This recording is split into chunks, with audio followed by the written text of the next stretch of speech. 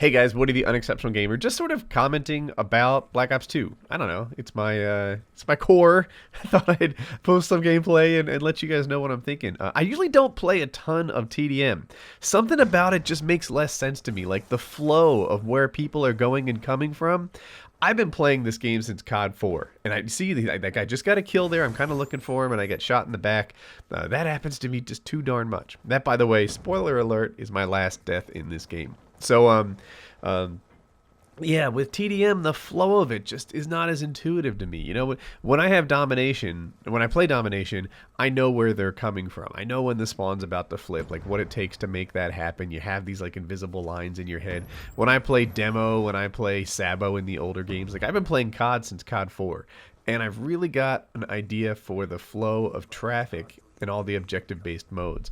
But in TDM, you know, like my thing, like kind of what I do in Call of Duty is, nice aim, Woody, is know where the bad guys are coming from and, you know, prepare for that gunfight a little bit. Navigate the map smartly. Put something in between them and I. Give myself a smaller target to be shot at than they have to... Then I have to shoot at them. I mix that up a little bit. But in TDM, I just have a little harder time getting prepared for all these engagements because, you know, I just don't quite know where they are. That, by the way, see how I didn't shoot at that guy? Basic tip for most of you, but don't shoot at someone if you're not going to kill him. All you do is tell everyone where you are. Even with a silencer, you know, there are enough people out there with headsets who, you know, hear that and know exactly what it means. So, yeah, don't shoot at the guy unless you think there's a really good shot that you're going to finish him. That's a basic COD tip. So yeah, you know, TDM, it's never really been my thing, but I was playing today and I hopped in Mercenary Mosh Pit and there were literally like 500 people online. And I'm like, you know, it's hard to get a good host when there's only 500 people in the world playing. And I looked at some of the other ones in Dom, and most people, TDM is the most popular game type in Black Ops 2. So, yeah, I was like, I'll jump on here and get a better chance of getting a decent host. And I wasn't host, but the host was good enough, so I got a good game. That's, man, you know, the host is so important. And I thought I wasn't going to get shot right there, but I'm glad I ducked out in time. Another thing I wanted to talk about, microtransactions in Black Ops 2. If you guys watch Painkiller already, you've probably heard my opinions on this before. But does anyone else feel a little bit ripped off by the microtransactions? Like, I'm a season pass holder. This is my second year holding the season pass. I had it in Modern Warfare 3. I have it in Black Ops 2. And maybe they said, I don't know, people are saying that they just said you'd get all the maps and apparently guns and stuff like that. But I always had this notion that when you buy the season pass, you're buying all the DLC. You're sort of pre-purchasing it and you get a bit of a discount. But it turns out that that's not the case. I'm looking for a safe place to call this Hellstorm. It turns out that, you know, there's a whole bunch of different kinds of DLCs that they're not including in the season pass. And it feels crappy to me, you know, like, I don't know. A season pass means I bought all the tickets for this year. I bought them in advance. Don't tell me you're going to start making new games, not games, you know, to carry on with the sports analogy.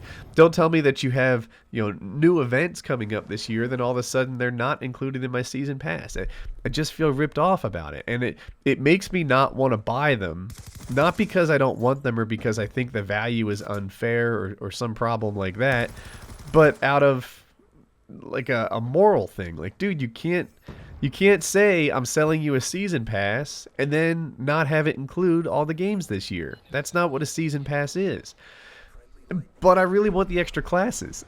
I want them a lot. I could slice and dice so many classes, and I think you get 100, not, you know, 10, what like a lot of people think. And like, man, I could have 10 TDM classes. I could have 10 search classes. I could have 10, you know, Dom classes. To me, actually, Dom and Demo and a lot of the objective classes are pretty similar. You know, run, gun, rock some flak jacket, ghost, and you're there.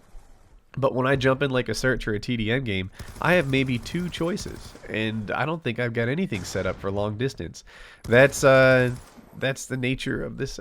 I really want it, but God, it just feels like I got ripped off. It feels like I shouldn't have to pay for extra DLC when I'm a season pass holder. That's how I feel. So I don't know. I'd love to hear what you guys think about this. Do you feel like it's fair for them to start doing this? And I'm okay with the concept of DLC. I don't think that buying the game entitles you to everything they ever write for the game going forward, but I don't know, something about, you know, when you prepay for the DLC and they call it a season pass, then it should be including all the other stuff. Maybe I need to read my contract more carefully, but there it is, 20-1, decent game of TDM for a 3-bar, I suppose. And I hope you guys enjoyed the video. Oh, one more thing, I get this question a lot. One second. A lot of people have asked me what the song is in my outro. I think it's called Blue Ducks by 4Floss56. I don't know. I just searched around these websites that have like copyright royalty-free songs that you can use, and found this one. I thought it would fit.